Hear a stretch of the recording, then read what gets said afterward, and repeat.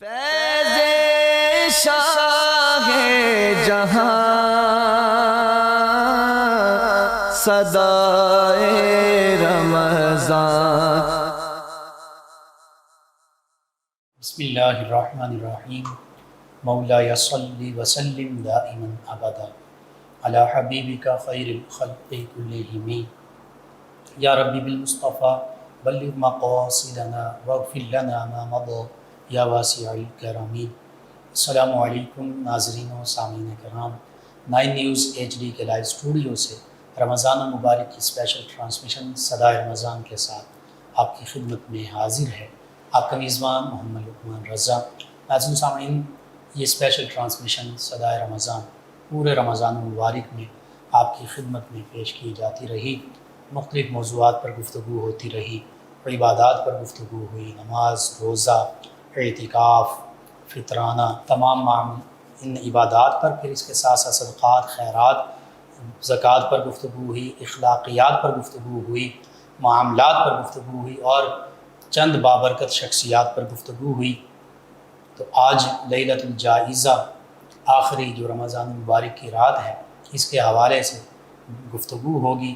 یہ رات بھی بڑی رحمتوں والی ہے، برکتوں والی ہے، حتیٰ کہ بخشش کا ذریعہ ہے۔ یہ رات اللہ کی بارگاہ میں رجوع کرنے کا ذریعہ ہے، اور اس رات کو بھی ضائع نہیں کرنا چاہیے۔ اس رات کو کھیل کود اور بس بلا وجہ بازاروں میں، اس کو شاپنگ میں نہیں گزارنا چاہیے، بلکہ اللہ رب العزت کی عبادت میں گزارنا چاہیے۔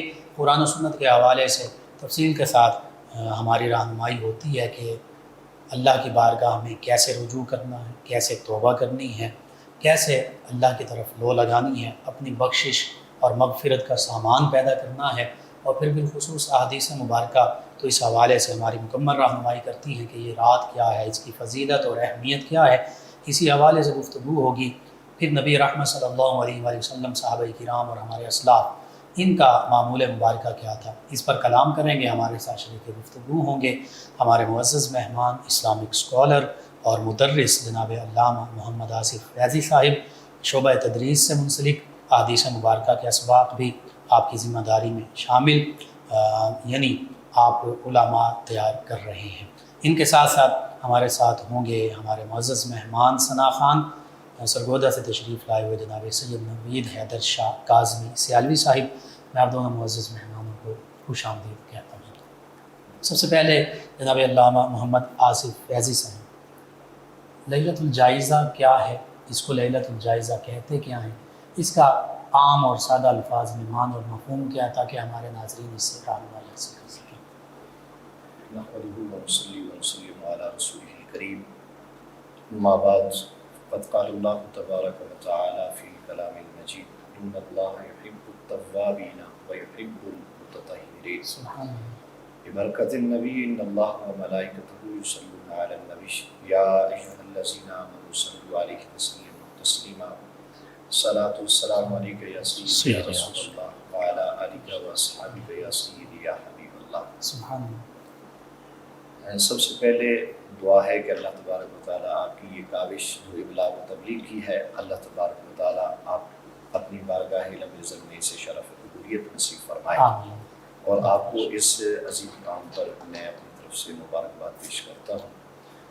گزارش یہ ہے کہ جو لیلۃ الجائزہ ہے، اس کا جو سادے الفاظ میں جو معنی مطلب بنتا ہے یہ ہے، لیلہ کا معنی رات ہوتا ہے، جائزہ کا معنی ہے انعام والی، یعنی انعام و اکرام حاصل کرنے والی رات۔ یعنی آپ نے پورا ماہ جو ہے وہ عبادات میں گزارا ہے، روزوں میں گزارا ہے، تو اب جو ہے جس وقت مزدوری کرنے کے بعد اس کو انتظار ہوتا ہے اپنی اجرت کا، اپنے انعام و اکرام کا، تو یہ اللہ تبارک و تعالیٰ کی طرف سے اس کا انتخاب جو ہے انعام کی صورت میں ہے کہ مالک کی کائنات جو ہے وہ اس رات میں کی جانے والی عبادات کا اجر اور ثواب عطا فرماتا ہے۔ اللہ، اتنی اہم رات۔ جی بالکل، اس طرح اہمیت کی حامل ہے۔ قرآن و سنت میں بھی اس حوالے سے بالخصوص احادیث بالکل اس کا ذکر احادیث میں کثرت سے موجود ہے کہ سب سے پہلے تو اس کا جو یہ نام ہے نا لیلۃ الجائزہ، یہ بھی حدیث مبارکہ سے ثابت ہے۔ شعب الایمان کے اندر یہ روایت ہے کہ نبی پاک علیہ السلام کے الفاظ سے یہ بات ثابت ہے، سمیت تلک اللیلہ لیلۃ الجائزہ، سبحان اللہ، کہ اس کا نام، جو اس رات کا نام ایک انوکھے انداز میں رکھا گیا ہے اور مخصوص رکھا گیا ہے، اور وہ ہے لیلۃ الجائزہ، یعنی انعام و اکرام والی رات۔ دیکھیں اگر میں بات کروں یا کوئی اور کرے تو ہو سکتا ہے اس میں کوئی ڈاؤٹ ہو، کوئی کامل یقین نہ کرے، شک و شبہ ہو لیکن یہ اس زبان سے یہ الفاظ نکلے ہیں جس زبان کو اللہ فرماتا ہے وما ينطق عن الهوى ان هو الا وحی یوحی، وہ تو اس وقت تک تکلم ہی نہیں فرماتی جب تک اس خدا کی طرف سے آرڈر نہیں آتا۔ اس محبوب علیہ السلام کی زبان سے یہ الفاظ نکلے ہیں کہ اس کو لیلۃ الجائزہ کہا گیا ہے۔ اور اس کا معنی ہے کہ حقیقت میں یہ جائزہ، انعام، اکرام، احسان، بخشش، مغفرت والی رات۔ ہاں جی، اور اسی طرح اس رات کے حوالے سے حضرت معاذ بن جبل رضی اللہ تعالیٰ عنہ سے مروی ہے، آپ فرماتے ہیں کہ آپ چند راتوں کا ذکر کرتے ہیں، ان راتوں میں سے اس کا ذکر بھی موجود ہے، تو الفاظ حدیث موجود ہیں، من احیا اللیالی الاربع، جس نے 4 راتوں کو زندہ کیا۔ اب یہاں زندہ کرنے سے مراد یہی دیا جاتا ہے کہ شب بیداری کی، اس میں عبادت ریاضت کو کثرت کے ساتھ کیا، وجبت لہ الجنہ، آپ فرماتے ہیں جس نے 4 راتوں میں جاگ کر اور عبادت میں گزاری، اللہ اس کے لیے اپنے رحم و کرم سے جنت کو واجب فرما دیتا ہے۔ حالانکہ اللہ پہ کچھ واجب نہیں ہے، یہ اللہ اپنے ذمہ کرم پہ کیوں لے رہا ہے کہ اس کا بندہ جو ہے وہ ان راتوں میں عبادت کر رہا ہے، اللہ فرماتا ہے کہ میں نے اس کے لیے جنت کو واجب فرما دیا۔ قبلہ مفتی صاحب، اگر رب کی رحمت اور اس کی کرم نوازی کو دیکھا جائے تو انسان دنگ رہ جاتا ہے۔ ایک حدیث پاک میں آتا ہے کہ نبی پاک علیہ السلام فرماتے ہیں، حدیث قدسی ہے، کہ جب کوئی شخص 3 مرتبہ اللہ سے اپنی بخشش مانگتا ہے، مغفرت مانگتا ہے، 3 مرتبہ، جب تیسری مرتبہ وہ کہتا ہے اللہ مجھے معاف فرما دے، تو اللہ فرشتوں کو فرماتا ہے یا ملائکتی قد استحییت من عبدی، اے فرشتوں مجھے اس بندے سے حیا آئی، اس بندے سے مجھے حیا آئی ہے، اور فرمایا قد غفرت لہ، تم گواہ ہو جاؤ میں نے اس کی بخشش فرمائی۔ یعنی تیسری دفعہ تو رب بھی نہیں موڑتا، یعنی اس سے مانگا جائے تو وہ عطا فرماتا ہے۔ قد بھی تحقیق کا لگا، بالکل، قد تحقیق کے لیے، پختگی کے لیے۔ حضور تو ویسے اگر سادہ سمپل کلام فرما دیں تو اس میں کوئی شک شبہ نہیں ہے، اللہ کے حضور تاکید کے ساتھ کلام فرما رہے ہیں تاکہ امت کے ذہن میں یہ بات راسخ اور پختہ ہو جائے۔ تو فرمائیں 4 راتیں، ان میں سے کون کون سی راتیں، یہ اس حدیث کو مکمل کرتا چلوں کہ جن میں عبادت کرنے سے جنت واجب ہو جاتی ہے۔ سب سے پہلی رات ہے لیلۃ الترویہ، 8 ذی الحجہ کی جو رات ہے اس کو لیلۃ الترویہ کہا جاتا ہے، اور دوسری رات لیلۃ عرفہ، اور جو 9 ذی الحجہ کی رات ہے اس میں عبادت کرنا، اور لیلۃ النحر، اور جو 10 ذی الحجہ کی رات ہے اس میں عبادت کرنا، اور جو آخری ہے وہ لیلۃ الفطر کے الفاظ ہیں، یعنی یہ آنے والی جو چاند رات ہے اس میں عبادت جو کرتا ہے اللہ اپنے ذمہ کرم پہ یہ لے لیتا ہے کہ میں نے اس بندے پہ جنت کو واجب فرمایا۔ عید الفطر کی رات، جی عید الفطر کی رات، چاند رات جسے ہم بولتے ہیں۔ اور اسی طرح ایک اور حدیث کی کتاب جو ہے ترغیب و ترہیب، اس میں ان 4 کے علاوہ 5 کا ذکر ہے، اور 5ویں جو وہ رات ہے وہ ہے لیلۃ النصف من شعبان، شعبان المعظم کی جو 15ویں کی شب ہے، اس میں بھی عبادت کرنے والے کو اللہ محروم نہیں فرماتا بلکہ اس پر بھی اللہ تعالیٰ جنت کو واجب فرماتا ہے، یعنی جو شب برات کے نام سے، شب برات کے نام سے جو مشہور ہے۔ تو یہ ایسی راتیں ہیں کہ جن میں اللہ کی بارگاہ میں سربسجود ہو جائے بندہ، مغفرت کی دعا مانگ لے، توبہ کر لے تو اللہ تعالیٰ توبہ بھی قبول فرمائے گا، مغفرت بھی فرما دے گا، اور جہنم سے آزادی کا پیمانہ بھی مل جائے گا۔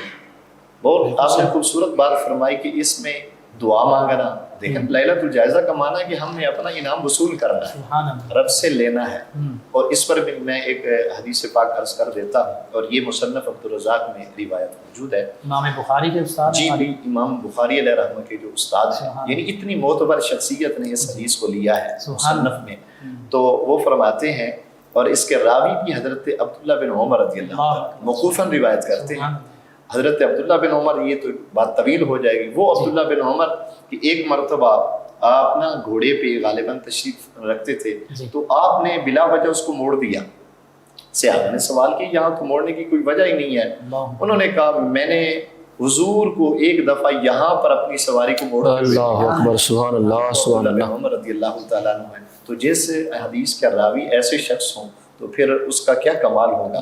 हज़रत अब्दुल्लाह बिन उमर रज़ियल्लाहु ताला अन्हु फरमाते हैं कि खम्सु लयालिन ला तुरद्दु फीहिन दुआ, फरमाया 5 रातें ऐसी हैं कि जिनमें कोई दुआ रद्द नहीं, कबूल ही कबूल है, वो रद्द नहीं है। वो कौन सी रातें हैं? आप फरमाते हैं लैलतुल जुमा, जुमा की शब यानी जिसको हम जुमरात कहते हैं, जुमरात के दिन के बाद, जी हाँ, यानी जो जुमा से पहले जो शब आती है उसको जुमरात कहा जाता है। तो लैलतुल जुमा भी रब से जो मांगा जाता है, रब उसकी दुआ को रद्द नहीं फरमाता बल्कि कबूल फरमाता है। और दूसरी शब जो है अव्वलु लैलतिन मिन रजब, रजब की पहली शब जो है, तो इसको भी अल्लाह तबारक व तआला दुआ कबूल फरमाता है। इसी तरह वलैलतुन निस्फ मिन शाबान, और इसी तरह जैसे कि पहले तज़किरा आया, और आखिर में जो हमारे मौजू के साथ मुतल्लिक़ा बात है वो हदीस का आखिरी जुज़ है, वो ये है वलैलतुल ईदैन, और ईदैन की दोनों रातें। यहाँ यानी इस हदीस में दोनों का जिक्र है, यानी ईद उल फित्र और ईद उल अदहा, ये वो रातें हैं जिन रातों में तुम रब से मांगो।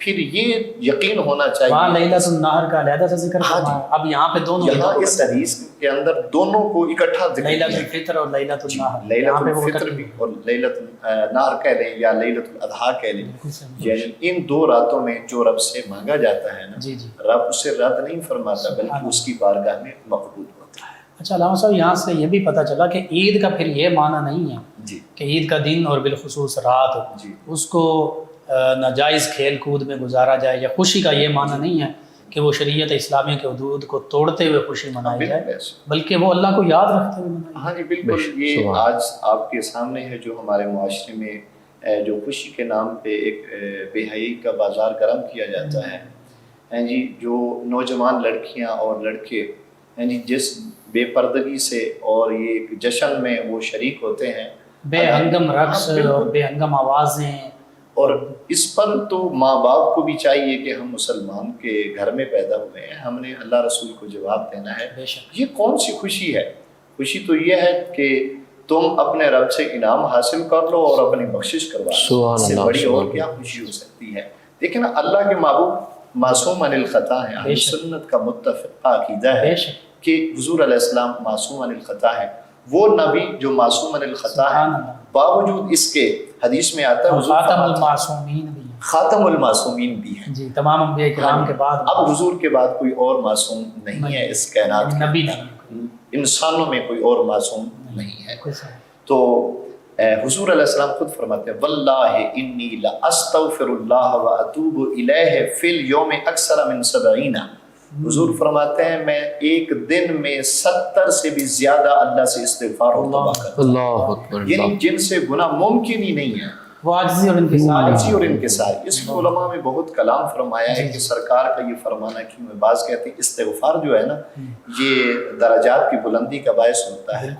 ये एक इबादत भी बाज़ उलमा ने, जैसे अल्लामा बदरुद्दीन ऐनी रहमतुल्लाह शारी बुखारी, उन्होंने लिखा है कि वो फरमाते हैं कि इसका इस्तिग़फ़ार जिस तरह बाकी इबादत है ना, इसी तरह ये भी इबादत है। तो नबी पाक सल्लल्लाहु अलैहि वसल्लम का इस्तिग़फ़ार करना ये एक इबादत शुमार। बिल्कुल सही। तो अल्लाह के महबूब सल्लल्लाहु अलैहि वसल्लम, और इसमें हमारी तालीम भी है जी कि आप सल्लल्लाहु अलैहि वसल्लम तो मासूमीन के भी सरदार हैं जी, तो ऐसा मामला है, हालांकि गुनाह या उसका तो शाइबा ही नहीं कर सकते, तो फिर हम अपने आप को देखें, हम इस्तिग़फ़ार ना करें। अल्लाह ने हमें करके दिखाया है ना कि जिससे गुनाह मुमकिन नहीं है वो तो इतनी मरतबा इस्तिग़फ़ार करे, जिसका दिन सुबह शाम जो है गुनाहों में गुजर रहा हो, तो वो अगर अपने आप को तौबा के लिए पेश ना करे तो उससे बड़ा बदबख्त और कौन हो सकता है। आपने इसको यौम मज़दूर के हवाले से भी बात की, तो हकीकत ये मजदूरी का आखिरी दिन यही है, मजदूरी लेने का दिन यही है। बिल्कुल, तो मजदूरी लेने के दिन बंदा कहीं और चला जाए, कहीं और मुतवज्जे हो जाए, और मालिक बैठा हो कि उसने मजदूरी देनी है, तो तुम अपना काम करके चले जाओ। या अगर तुमसे जो कोताही हुई है, आज की ये जो रात है लैलतुल जायज़ा, इसमें उलमा ने ये भी फरमाया है कि हमने जो कोताहियाँ की हैं रमज़ान मुबारक में, वो माफ़ी मांग कर अपना इनाम वसूल करना है, कि चीज है कि हम अपने लाभ व लाभ में اور دنیا کے کام میں مصروف و مشغول ہو جائیں اور ہم ایک خوشی کے نام پہ عجیب و غریب دھندا چھیڑ دیں، تو یہ مسلمان کا شیوا نہیں۔ ہمارے اکابرین سلف صالحین جیسے آپ نے فرمایا، ان کی تو ہر رات شب برات ہوا کرتی تھی، ہر رات لیلۃ اللہ کی بارگاہ میں حاضری۔ اور دیکھیے کہ اس رات میں بھی تو لوگوں کی بخشش ہوتی ہے مسلمانوں کی، اور وہ جو جہنم جن کے لیے واجب ہو چکی تھی، اس حوالے سے نبی کریم صلی اللہ علیہ وسلم کا غالباً فرمان مبارکہ جی موجود بالکل۔ ہے۔ اور یہ بھی ایک مفہوم حدیث ہے جی کہ نبی پاک علیہ السلام نے فرمایا جتنے لوگوں کی پہلے بخشش ہو جاتی ہے نا اللہ، لیلۃ الجائزہ، اللہ اتنے لوگوں کی مزید بخشش فرماتا یعنی پورے رمضان المبارک میں جتنے لوگوں کی بخشش ہوئی ہے۔ ہاں جی، اتنے لوگوں کی اللہ تعالیٰ ایک شب میں بخشش فرما دیتا ہے۔ اللہ اکبر۔ اب وہ آپ اندازہ ہی نہیں لگا سکتے جو احادیث میں موجود ہے کہ اللہ تبارک و تعالیٰ لاکھوں کی تعداد عزیز میں، ایک حدیث میں 10 لاکھ کے اعتبار سے بھی لفظ موجود ہے۔ تو افطاری کے وقت جو ہے جب بندہ بخشش کی دعا مانگتا ہے اللہ تعالیٰ اس کی بخشش فرما دیتا ہے۔ کم از کم بھی یہ 3 کروڑ بنتے ہیں، کم از کم اگر کاؤنٹ بھی کریں ہم اپنا حساب لیں، بالکل ایسے ہی ورنہ تو اللہ کی بارگاہ میں تو اللہ کے ہاں تو کوئی تعداد نہیں ہے نا کہ وہ تو اتنا بخش رہا ہے۔ اللہ میں نے ایک روایت میں پڑھا حضرت موسیٰ علیہ السلام کے دور کے اندر یہ واقعہ رونما ہوا۔ حضرت موسیٰ علیہ السلام نے اللہ کی بارگاہ میں عرض کی، مولا کہ میں وہ بندہ دیکھنا چاہتا ہوں جو تیری بارگاہ میں مردود ہے۔ اللہ نے فرمایا فلاں جگہ پہ بیٹھو، جس شخص کا گزر ہو تو وہی بندہ جو ہے میری بارگاہ میں مردود ہے، روندا ہوا ہے اور میری بارگاہ سے اسے دھتکارا گیا ہے۔ حضرت موسیٰ علیہ نبی علیہ السلام جب تشریف لے جاتے ہیں تو آپ دیکھتے ہیں اور آپ مچل جاتے ہیں، آپ فرماتے ہیں مالک یہ کیسا بدبخت ہے کہ اس کی داڑھی سفید ہو گئی ہے لیکن ابھی تک تجھے راضی نہیں کر پایا، ابھی تک راضی نہیں کر سکا۔ تو آپ نہ واپس چلے گئے۔ اب اللہ کی بارگاہ میں عرض کرتے ہیں مولا مجھے وہ بندہ دکھا جو تیری بارگاہ میں مقبول ہے۔ اللہ نے فرمایا وہیں پہ تشریف لے جاؤ۔ لیکن اتفاق سے بندہ وہی گزرا ہے جو کل گزرا تھا۔ اے اللہ عجیب معاملہ ہے، کل کے دن تو یہی بندہ مردود تھا، آج مقبول و محبوب کیسے ہو گیا؟ سبحان اللہ۔ تو اللہ نے فرمایا اصل میں اس میں راز یہ ہے کہ اس کی انگلی پکڑنے والا اس کا پوتا تھا۔ بچے ہی ہوتے ہیں، وہ آگے جا رہا تھا، ایک نالی آئی تو بچے نے سوال کیا بابا جان اس سے بڑی چیز کوئی ہوتی ہے؟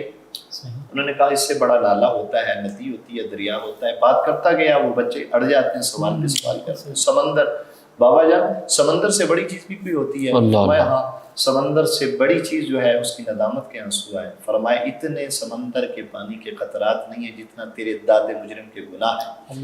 بچہ پھر سوال پہ سوال کر رہا ہے، دادا جان یہ بتاؤ آپ کے گناہوں سے بڑی چیز بھی کوئی ہے؟ فرمایا ہاں ہے، اور وہ ہے میرے رب کی رحمت۔ مجھ جیسے کروڑوں گناہ گار ہوں، اس کی رحمت کے ایک قطرہ جو ہے سب کو، وہ سب کے گناہوں کو معاف فرما وسیعت۔ تو اللہ ان چیزوں کو پسند فرماتا ہے، ان اللہ یحب التوابین و یحب المتطہرین۔ اللہ اکبر، یعنی جو اللہ کی بارگاہ میں رجوع کر لے وہ ایک دن پہلے سمندر کے قطروں سے زیادہ بھی گناہ ہیں تو وہی پھر محبوب بھی بن جاتا ہے، وہ اللہ کی بارگاہ میں مقبول بھی ہو جاتا ہے، اس کی بخشش اور مغفرت بھی ہو جاتی ہے۔ اللہ اکبر۔ ناظرین بہت خوبصورت گفتگو، اور حقیقت یہ کہ لیلۃ الجائزہ، چاند رات، عید الفطر کی رات، یہ بازاروں میں گھومنے کے لیے نہیں ہے، یہ وقت ضائع کرنے کے لیے نہیں ہے، اور یہ معاذ اللہ کہ یہ جانا کہ اب رمضان المبارک ختم ہو گیا تو اب گانے باجے بھی شروع کر دو اور اب دیگر معاملات بھی شروع کر دو، اس کے لیے نہیں ہے، بلکہ حقیقت میں یہ تمام راتوں کا نچوڑ ہے، رزلٹ ہے، نتیجہ ہے، کنکلیوژن ہے کہ اس میں مزید اگر رمضان المبارک میں کوئی کمی کوتاہی رہ گئی، دعائیں کریں، گڑگڑائیں، التجائیں کریں، اللہ کی بارگاہ میں رجوع کریں، توبۃ النصوح کریں، ایسی توبہ کہ جو آئندہ کے لیے نصیحت بن جائے اور دوبارہ وہ عمل نہ کر سکیں ہم، اس عمل سے ہی اللہ تعالیٰ ہمیں نجات عطا فرما دے، برے عمل سے۔ تو یہ تو اس لیے رات تھی، لیکن ہم نے کن کاموں میں گزارنا شروع کر دی، اس پر مزید کلام جاری رہے گا۔ ہمارے ساتھ موجود ہیں ہمارے مہمان ثنا خان جناب سید نوید حیدر شاہ کاظمی سیالوی صاحب، نبی محتشم صلی اللہ تعالیٰ علیہ وآلہ وصحبہ وبارک وسلم کی بارگاہ اقدس میں الہائے عقیدت پیش کریں گے۔ جی جناب سید نوید حیدر شاہ کاظمی صاحب۔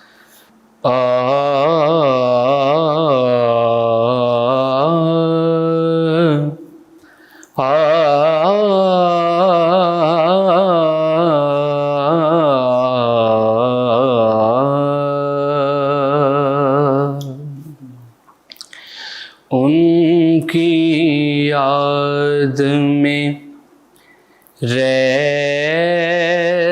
ہوں ان کی یاد میں رہتا ہوں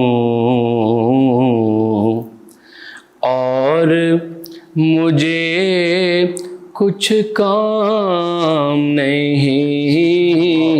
ان کی یاد میں رہتا ہوں ان کی یاد میں رہتا ہوں اور مجھے کچھ کام نہیں سارے اچھے نام ہیں ان کے جی سارے اچھے نام ہیں ان کے جی میرا تو کوئی نام نہیں ان کی یاد کیسا ہے فکر صبح ہو شام نہیں بل مانگے ہر چیز ملی ہے بل مانگے ہر چیز ملی ہے محرومی کا نام نہیں ان کی یاد. اور انتہائی خوبصورت اشعار ہے مفتی صاحب کہ صدقہ ان کی آنکھوں کا مستی سارے عالم کی یہ میں خانہ ایسا ہے یہ میں خانہ ایسا ہے جس میں شرط جام نہیں ان کی یاد. اور مقطع پیش خدمت ہے کہ میرے تڑپنے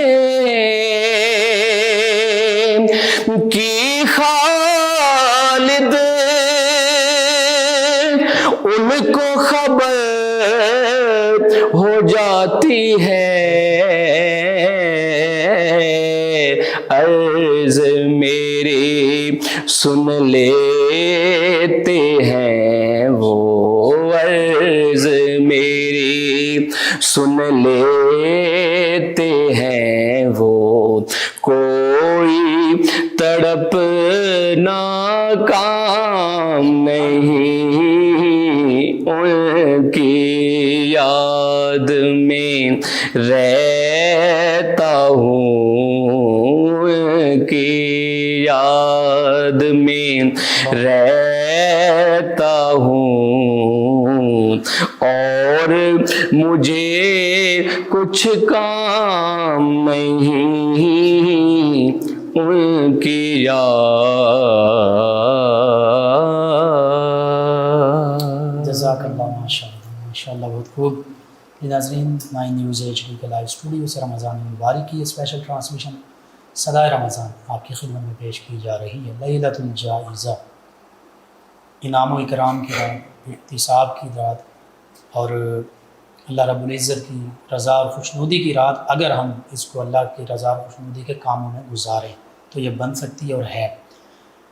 ہمارے اسلاف خود نبی رحمت صلی اللہ علیہ وسلم کا معمول مبارکہ صحابہ کرام علیہ رضوان کا معمول مبارکہ ایسا کہ رمضان مبارک کی قدر ان سے بڑھ کر کون ہستیاں کر سکتی ہیں. پھر چاند رات عید الفطر یہ تو وہ ہستیاں ہیں کہ جن کا ہر لمحہ اللہ کی یاد میں گزرتا اللہ کی یاد میں متوجہ ہوتے کہیں قیام ہو رہا ہے، کہیں رکوع ہے، کہیں سجود ہیں، کہیں نفلی عبادات ہیں، کہیں تلاوت کلام پاک ہے، کہیں تہجد ہے، کہیں رمضان المبارک ہے تو تراویح ہیں اور پھر روزے ہیں۔ ان ہستیوں کو تو ہر لمحہ اللہ کی یاد میں ہے۔ اللہ کے پیارے حبیب صلی اللہ علیہ وسلم کے بارے میں تو ام المؤمنین سیدہ عائشہ صدیقہ رضی اللہ عنہا فرماتی ہیں کہ آپ صلی اللہ علیہ وسلم کا ہر لمحہ اللہ کی یاد میں گزرتا تھا۔ تو پھر ہمیں بھی چاہیے کہ ہم اپنا ہر لمحہ، بالخصوص یہ رحمتوں، برکتوں اور انعام اور اکرام والی راتیں اور لمحے اللہ کی یاد میں گزاریں، اس میں غافل نہ ہوں۔ اس حوالے سے ایک واقعہ اس کا ذکر کیا جاتا ہے کہ ایک بزرگ انہوں نے ایک کنیز جو ہے وہ رمضان المبارک سے پہلے اسے خریدا، اور وہ کنیز پہلے جن کے پاس تھی وہ بھی اللہ کے نیک بندے تھے۔ وہ رمضان المبارک کے روزے وہ تو فرض ہیں رکھا ہی کرتے تھے، اس کے ساتھ ساتھ نفلی روزے بھی رکھا کرتے تھے۔ تو اب ان بزرگ نے جب اس کنیز کو خریدا تو فرمایا کہ اب رمضان المبارک کی تیاری کرنی ہے، اس ماہ محترم جو ہے اس کے ہم تیاری کرتے ہیں۔ تو اس اللہ کی بندی نے کہا کہ میں پہلے جن کے پاس تھی، جو میرے آقا تھے، مالک تھے، ان کے ہاں تو پورا سال ہی رمضان رہتا تھا، یعنی رمضان المبارک کے علاوہ بھی نفلی روزوں کی کثرت ہوتی تھی، تو آپ کے ہاں کیا معاملہ ہے؟ تو انہوں نے فرمایا کہ بس ہم رمضان المبارک کے روزے یہ تو فرض ہیں رکھیں گے۔ تو اس دوران انہوں نے کہا اس اپنی کنیز سے کہ برتن پکڑو اور رمضان المبارک کی ضروری اشیاء کی خریداری کے لیے میرے ساتھ بازار چلو۔ اب وہ کنیز دیکھی، یہ بھی جان گئے کہ یہ اللہ کی نیک بندی ہے۔ اب اس کنیز کے مکالمے جو کہ اس کی معاملات کی گواہی دے رہے تھے کیا تھی؟ اس کنیز نے کہا کہ اے میرے آقا، میں تو ایسے لوگوں کے پاس تھی جن کا پورا زمانہ ہی گویا رمضان ہوا کرتا تھا، یعنی وہ لوگ رمضان المبارک کے علاوہ بھی، فرض روزوں کے علاوہ بھی نفلی روزے کثرت سے رکھا کرتے تھے۔ تو اس کی یہ بات سن کر یہ فرماتے ہیں بزرگ کہ میں نے اندازہ لگایا کہ یہ بھی اللہ کی نیک بندی ہے۔ تو فرماتے ہیں کہ میں نے پھر اس سے کہا کہ اب عید کی ضروری اشیاء جو ہیں وہ تو خریدنی ہیں، ان کے لیے میرے ساتھ بازار چلو۔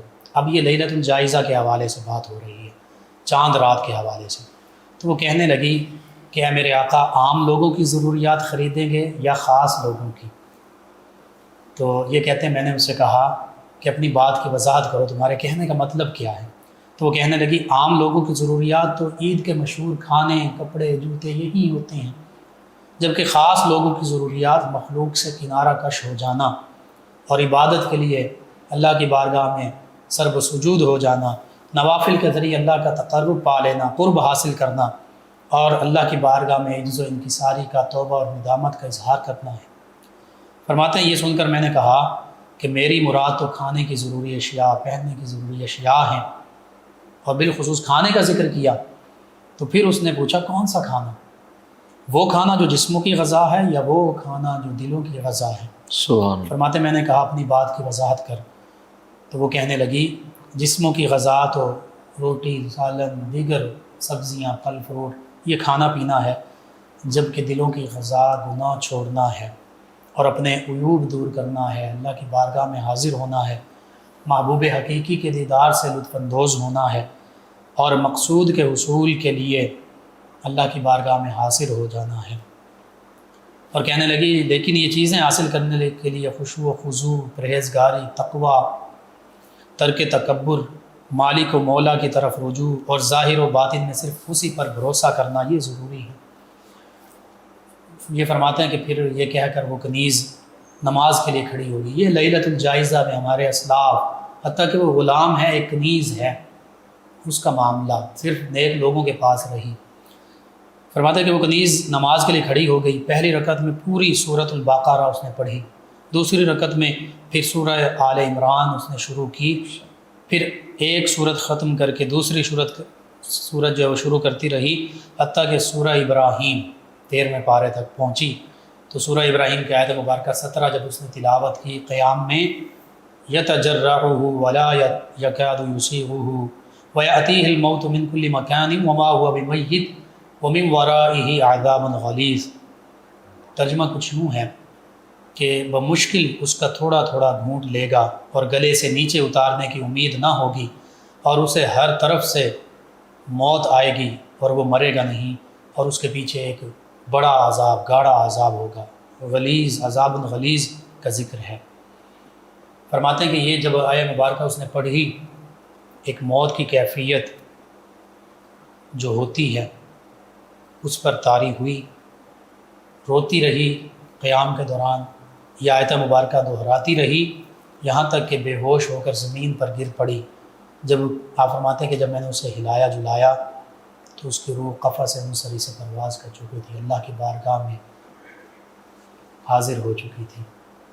یہ لیلۃ الجائزہ ہے کہ جس کو ہمارے اسلاف گزارا کرتے تھے اللہ کی بارگاہ میں، نوافل میں، قیام میں، کلام پاک کی تلاوت میں، اور پھر وہ آیت مبارکہ جس میں موت اور پھر موت کے بعد عذاب کا ذکر وہ آیا تو بس روح ہی جسم کا ساتھ چھوڑ گئی، اللہ کی بارگاہ میں حاضر ہو گئی۔ کہ آج ہم اس طرح لیلۃ الجائزہ اس طرح گزار سکتے ہیں؟ نہیں گزار سکتے، ہم تو اس سے کوسوں دور ہیں۔ اس کے برعکس ہمارے معاملات جو ہیں وہ غفلت کی نظر ہو جاتی ہیں۔ اس پر مزید کلام کرتے ہیں کہ نبی کریم صلی اللہ علیہ وآلہ وسلم، صحابہ کرام علیہ رضوان، ہمارے اسلاف، بزرگان دین، علماء، فقہاء، صلحاء، اولیاء، عرفاء، ان کا کیا معمول ہوا کرتا تھا؟ جی علامہ صاحب، علامہ محمد آصف فیضی صاحب، نبی رحمت صلی اللہ علیہ وسلم کا مبارک عمل، صحابہ کرام، پھر ہمارے اسلاف، اور پھر آج کا ہمارا انداز، اس پر کلام کیجیے۔ بسم اللہ الرحمن الرحیم۔ سب سے پہلے میں ایک حدیث پاک آغاز میں رکھوں گا۔ حضرت ابو امامہ رضی اللہ تعالیٰ عنہ اس حدیث پاک کے راوی ہیں۔ جی آپ فرماتے ہیں اسی لیلۃ الجائزہ کے متعلق نبی محترم صلی اللہ علیہ وسلم نے ارشاد فرمایا، من قام لیلۃ العیدین، جس نے قیام کیا، یعنی اس نے دنیا کے لہو و لعب سے ہٹ کر اس رات میں خوشی کا بھی اس کا یہی عمل تھا کہ وہ رات کو قیام کی حالت، اور اللہ کو راضی کر رہا ہے، اللہ کو خوش کر رہا ہے، اللہ کو خوش کرنے کے لیے۔ اور آگے حدیث میں لفظ بھی ہیں محتسبا للہ، سبحان اللہ، جس نے اللہ سے حصول ثواب کے لیے، سبحان اللہ، حصول نیکی کے لیے بے شک، اس نے یہ عمل شروع کیا، اس نے رات کو قیام میں گزارا، تو اس کا اجر کیا ہے؟ اس کا ایک بہترین اجر یہ ہے، لم یمت قلبہ، سبحان اللہ، اس بندے کا دل مردہ نہیں ہوگا، وہ مردہ دل نہیں ہوگا۔ سبحان اللہ، اس دن بھی یوم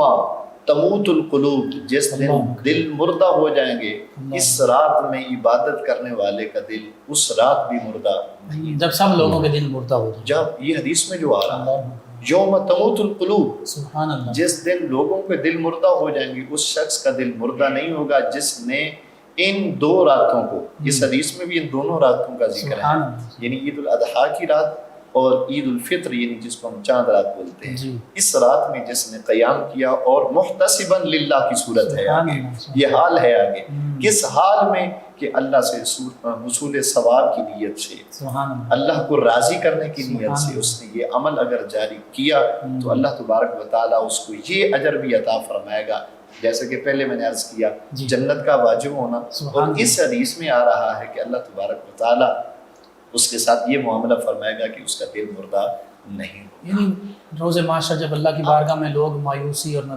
اس مردہ دلی کے ساتھ جائیں گے اسی طرح تو پھر یہ زندہ دلی کے ساتھ، آج یہ زندہ دلی ہے، یعنی علامہ اقبال علیہ رحمہ کے الفاظ میں یوں کہہ سکتے ہیں کہ دل بینا بھی کر خدا سے طلب، جی کہ آنکھ کا نور دل کا نور نہیں، بالکل ایسے، یہ دل کا نور اور دل باطنی بصیرت یہ مل جائے تو پھر یہ رات بھی زندہ ہو جائے۔ اور ہم تو ویسے اس چیز کے قائل ہیں کہ اللہ والے مردہ نہیں ہوتے، یہاں حدیث بھی بتا رہی ہے سبحان اللہ، بے شک، خود بھی زندہ ہے، ان کے اور دل بھی دل زندہ کا ہے، ایک مرکز ہے نا اللہ، جسم کا، جس کا مرکز زندہ ہے وہ سارا جسم زندہ ہے، اللہ، تو ان راتوں کو شب بیداری کرنے والا وہ مردہ نہیں ہو سکتا، سبحان اللہ، وہ خود بھی زندہ، اس کا دل بھی زندہ، اور اس کا کام بھی زندہ، اس کا نام بھی زندہ۔ سبحان اللہ، سبحان اللہ۔ نبی رحمت صلی اللہ علیہ وسلم، صحابہ کرام، بزرگان دین، اس رات کے حوالے سے، پھر عید کے حوالے سے اور اپنی عبادات کے حوالے سے ان کا کیا معاملہ؟ میں نے ایک بزرگ کے بارے میں پڑھا ہے، غالباً حضرت امام احمد بن حنبل جی، رضی اللہ تعالیٰ عنہ، وہ فرماتے ہیں اپنے آپ کو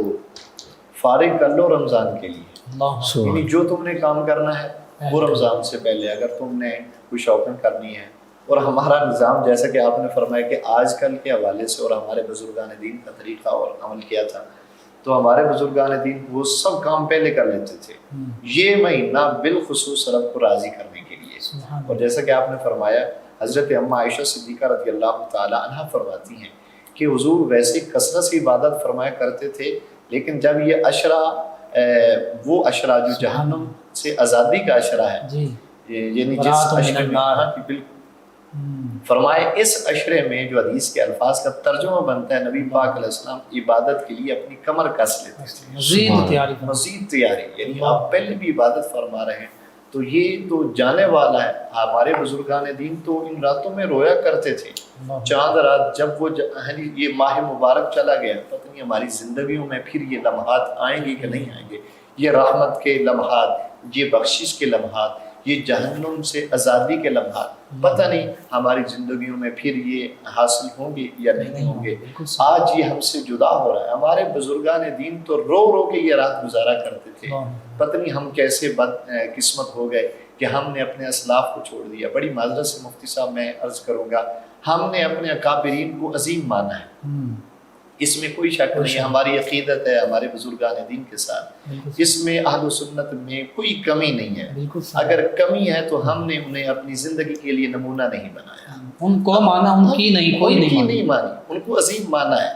اور دیکھیں ہمارے بزرگان دین کے جو باتیں ہیں، وہ درس ہیں، وہ تو ایک جملہ زندگی تبدیل اور ان کی زندگیاں بھی حقیقت میں نبی کریم صلی اللہ علیہ وسلم کے اسوہ کاملہ کی پیروی میں گزرتی، بالکل ایسی۔ اور اس رات کو استغفار اور اللہ سے معافی مانگنا، اور استغفار کی کتنی بڑی فضیلت ہے۔ حضرت حسن بصری رضی اللہ تعالیٰ عنہ، آپ کے پاس ایک شخص حاضر ہوتا ہے، عرض کرتا ہے حضور میری اولاد نہیں ہے، کوئی وظیفہ بتائیں۔ یہ آج کل کا کوئی پیر تو نہیں تھا نا، شیخ کامل تھے۔ شیخ کامل نے جواب دیا، فرمایا بیٹے استغفار۔ اور اکثر سلاسل طریقت آپ ہی تک پہنچتے ہوئے سیدنا علی مرتضیٰ تک پہنچتے، ہاں جی، تو فرمایا کہ استغفار کر۔ تھوڑی دیر کے بعد ایک اور شخص حاضر ہو جاتا ہے، حضور کہاں سالی ہے، دعا فرمائیں، اللہ تعالیٰ کرم فرمائے، رحم کی بارش فرمائے۔ تو آپ نے فرمایا سب لوگ استغفار کریں۔ ایک اور شخص حاضر ہو جاتا ہے، کہتا ہے حضور تنگ دستی ہے، مہربانی فرمائے کوئی وظیفہ، آپ نے فرمایا استغفار کریں۔ تو ایک ساتھ بیٹھنے والے بزرگ کہتے ہیں حضرت یہ کون سا عمل ہوا کہ جو بھی آنے والا ہے ہر ایک کا سوال مختلف ہے، حاجت مختلف ہے، لیکن وظیفہ آپ ایک ہی بتائے جا رہے ہیں۔ تو آپ نے فرمایا میں نے اپنی طرف سے نہیں بتایا، یہ قرآن سے بتایا۔ فرمایا میرا رب فرماتا ہے فَقُلْتُ اسْتَغْفِرُوا رَبَّكُمْ إِنَّهُ كَانَ غَفَّارًا يُرْسِلِ السَّمَاءَ عَلَيْكُمْ مِدْرَارًا وَيُمْدِدْكُمْ بِأَمْوَالٍ وَبَنِينَ۔ فرمایا اللہ تمہیں مال بھی دے گا، بارش بھی دے گا، اور اب تمہیں اولاد بھی عطا فرمائے۔ سبحان اللہ۔ تو اس رات تو ایک استغفار کی بدولت، ایک استغفار ہے، مسائل کتنے حل ہو رہے ہیں۔ تو ہم نے اپنے آپ کو خود مسائل میں داخل کر لیا ہے، بجائے اس کے کہ ہم ان سے نکلیں، اور نکلنا جو ممکن ہے وہ ان عبادات کے ساتھ اور رب سے استغفار کرنے کے ساتھ۔ اسی طرح یہ تو آیہ مبارکہ تھی اور حضرت حسن بصری رضی اللہ تعالیٰ عنہ کے حوالے سے بات تھی۔ اسی طرح ایک حدیث پاک بھی ہے، نبی پاک صلی اللہ علیہ وسلم ارشاد فرماتے ہیں، اور اس حدیث پاک کے راوی حضرت عبداللہ ابن عباس رضی سبحان اللہ، چچا زاد بھائی، اور ماہر امت ہے، ماہر عالم ہے سرکار کی امت کا، بالکل صحیح، اور دعاؤں سے نوازا کر، اور یہ رأس المفسرین بھی نہیں کہہ سکتے، یعنی جہاں حکمت علم کے لیے جن کے متعلق سرکار دعائیں فرمائیں، ترجمان القرآن کہہ سکتے ہیں۔ حضرت عبداللہ ابن عباس رضی اللہ تعالیٰ عنہ فرماتے ہیں نبی پاک صلی اللہ علیہ وسلم نے ارشاد فرمایا من لازم الاستغفار، جس نے استغفار کو لازم قرار دیا، اپنے آپ پہ لازم کر دیا کہ ہر روز میں نے اس کے لیے وقت نکالنا ہے جیسے اور کاموں کے لیے، وَجَعَلَ اللَّهُ مِن كُلِّ ضِيقٍ مَخْرَجًا، اللہ اس کو مشکل سے مشکل جگہ سے بھی نکال دے گا، آسانی کی طرف نکال دے گا، اور من کل ہم فرجا، فرمایا اللہ اس کو اس سے ہر غم کو دور فرما دے گا۔ اور جو آخری بات ہے آگے حدیث میں لفظ ہیں رَزَقَهُ مِنْ حَيْثُ لَا يَحْتَسِبُ، اللہ اسے وہاں سے رزق عطا فرمائے گا جہاں سے اسے وہم و گمان بھی نہیں ہوگا، جہاں سے وہ سوچے گا ہی نہیں۔ دیکھیں یہ ہمارا سارا معاشرہ اس میں حل ہو سکتا ہے، ہم اگر ان چیزوں کو اپنے آپ پہ لاگو کر لیں، لازم پکڑ لیں، ہمارے یہ مشکلات میں آسانی ہو سکتی ہے۔ اور اسی طرح جو آج کل ایک پرفتن دور ہے، ہر گھر میں ہر فرد میں غم ہی غم نظر آتے ہیں، پریشانیاں ہیں، تو ان چیزوں سے، اور دوسرا اگر معاشی حالات بہتر کرنے ہیں تو اس کا بھی واحد حل یہی ہے کہ تم استغفار کو لازم پکڑو.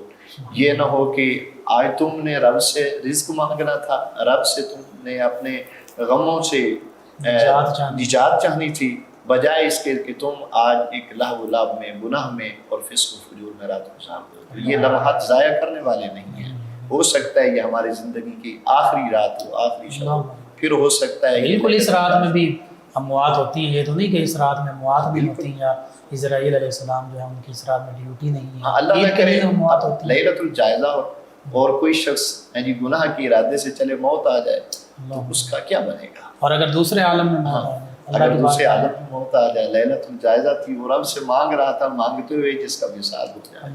اللہ اللہ اکبر. بہت خوبصورت آپ نے بات بیان کی، اور حقیقت یہی ہے کہ آج کے ہمارے امت مسلمہ کے لیے، بالخصوص نوجوانوں کے لیے پیغام بھی یہی ہے. اور اس کے ساتھ اور پیغام اگر آپ کچھ ارشاد فرمانا چاہیں تو ضرور. آج کے ہمارے نوجوان نسل کے لیے رمضان المبارک سے اور لیلۃ الجائزہ سے کیا پیغام؟ ہاں جی، میرا پیغام سب سے اہم پیغام یہی ہے کہ جیسے ہم نے حضور کو عظیم مانا ہے، آپ کے اعمال کو بھی عظیم مان کے اپنی زندگیوں میں لے آئیں. سبحان اللہ. سرکار کے صحابہ کے اعمال کو اپنی زندگیوں میں لے آئیں. صحابہ، تابعین، تبع تابعین، بزرگان دین، ائمہ مجتہدین، یہ سارے بزرگان دین. دیکھیں نا، ہمارے بزرگوں نے ایک ایک جملے میں ایسے موتی پرو دیے ہیں کہ بندہ حیران رہ جاتا ہے. اور یہ حضور داتا علی حجویری علیہ رحمہ کی طرف بھی منسوب ہے، اور یہ حضور حضرت مولا علی کرم اللہ وجہ الکریم کی طرف بھی منسوب ہے. اب فرماتے ہیں کہ تم آئے تھے تو دنیا جشن منا رہی تھی، خوشیاں منا رہی تھی. ایسے اعمال کر کے جاؤ کہ دنیا رو رہی ہو، تم مسکرا رہے. اللہ اللہ اللہ. مشہور بات ہے نا، واقعہ حضرت بلال حبشی رضی اللہ عنہ. آپ بھی آخری وقت میں مسکرا رہے تھے. اہل خانہ، اعزہ، اقربا وہ سوال کرتے ہیں، حضور یہ مسکرانے کا وقت نہیں ہے، ہنسنے کا وقت نہیں ہے. فرمایا میرے لیے ہنسنے کا وقت ہے، میرے لیے مسکرانے کا وقت ہے، کیونکہ میں اپنے حبیب سے ملاقات کرتا ہوں. تو اس طرح مطمئن ہو کر زندگی بسر کرو، اور اس اطمینان سے اس دنیا سے رخصت ہو کہ پھر دنیا یاد رکھے کہ کسی کا وصال ہوا ہے. حضرت امام اہل سنت مجدد دین و ملت الشاہ امام احمد رضا خان فاضل بریلوی رحمۃ اللہ تعالی علیہ، آپ کا وصال ہو رہا تھا. دیکھیں کیسا اطمینان تھا آخری وقت، کیسا اطمینان تھا اعلیٰ حضرت علیہ رحمۃ کا. ہم نے اعلیٰ حضرت کو ایسے اعلیٰ حضرت نہیں مانا. بالکل صحیح. ٹھیک ہے نا جی. تو اعلیٰ حضرت علیہ رحمۃ کا وصال ہو رہا ہے. مولانا امجد صاحب علیہ رحمۃ، آپ فرماتے حضور مسئلہ نہیں ملا، ایک مسئلہ ذمہ لگا تھا وہ نہیں مل رہا، تو پاؤں سے جان نکل گئی ہے. میرے امام فرماتے ہیں فلاں جگہ پہ فلاں کتاب پڑھی ہے، اس کے فلاں صفحہ پر یہ مسئلہ دین کا موجود ہے. ایسی اطمینان والی زندگی.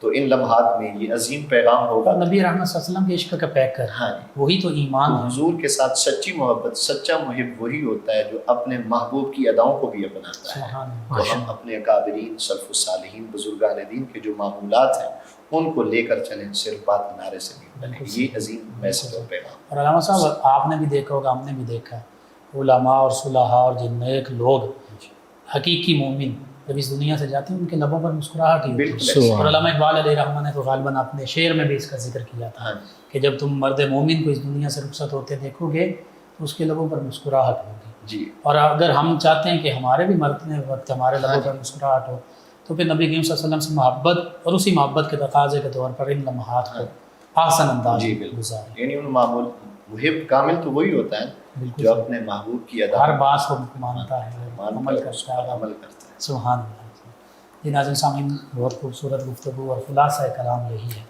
کہ بس ہم نے ہر چیز میں اللہ کے پیارے حبیب صلی اللہ علیہ وسلم کی مطابقت اختیار کرنی ہے، اتباع کرنی ہے، پیروی کرنی ہے. پھر دیکھیے اللہ بھی ہمیں اپنا محبوب بنا لے گا، پھر گناہوں کی بخشش بھی ہو جائے گی. قل ان کنتم تحبون اللہ فاتبعونی یحببکم اللہ ویغفر لکم ذنوبکم واللہ غفور رحیم. اللہ تعالی ہمیں یہ لیلۃ الجائزہ کی آج کی رات آسان انداز کے ساتھ عبادات میں، اللہ کی بارگاہ میں رجوع کرنے میں، توبہ میں گزارنے کی توفیق عطا فرمائے. آمین. جی ناظرین و سامعین، 9 نیوز HD کے لائیو اسٹوڈیو سے رمضان المبارک کی اسپیشل ٹرانسمیشن کا یہ آج کا پروگرام اختتام پذیر ہوتا ہے. اپنے میزبان محمد لقمان رضا، ہمارے معزز مہمان اور ہماری ٹیم کو اجازت دیجیے. اللہ نگہبان. آخر میں ہمارے مہمان ثنا خان جناب سید نوید حیدر شاہ کاظمی سیالوی صاحب آقا کریم رؤوف الرحیم علیہ الصلاۃ والتسلیم کی بارگاہ ناز میں مدحت سرائی کریں گے. جی جناب سید نوید حیدر شاہ صاحب. جی مفتی صاحب، ایک انتہائی خوبصورت کلام جی جو کہ اللہ کریم کی بارگاہ میں ایک دعا بھی ہے، اور خوبصورت رات میں رسول کائنات کی بارگاہ میں بھی اللہ تعالیٰ کو دعا ہے. جی تو چند اشعار جی جی. نعت رسول مقبول صلی اللہ علیہ وسلم.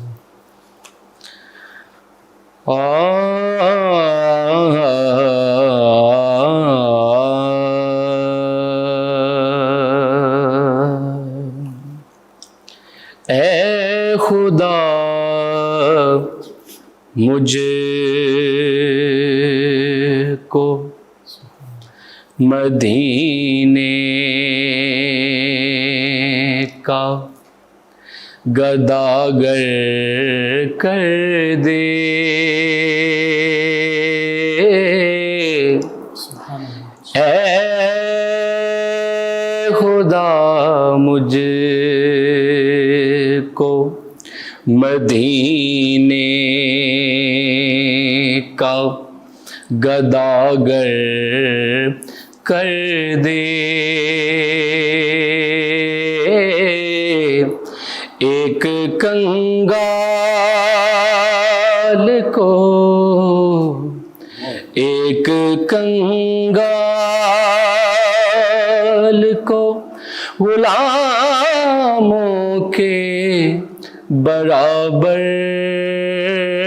کر دے. اے خدا مجھے کو جب بھی میں چاہوں مدینے کی زیارت کر لوں. جب بھی میں چاہوں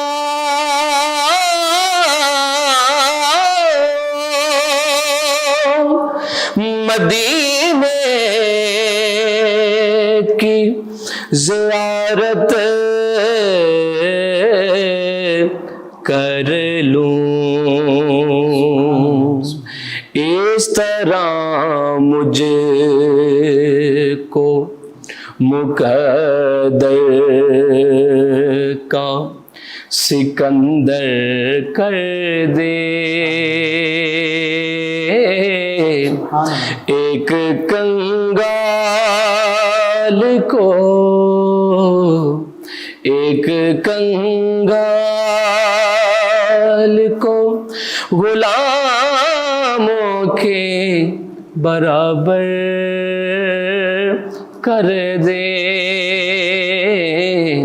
اے خدا مجھ کو باغ طیبہ کی ہوائیں میری قسمت میں بھی لکھ. باغ طیبہ کی ہوائیں میری قسمت میں بھی لکھ. میری قسمت کے شجر کو بھی ثمرور کر دے. ایک کنگال کو ایک کنگال کو غلاموں کے برابر کر دے. اے خدا مجھ کو میرے بہرات خیالوں کو عطا کر مفہوم. میرے بہرات خیالوں کو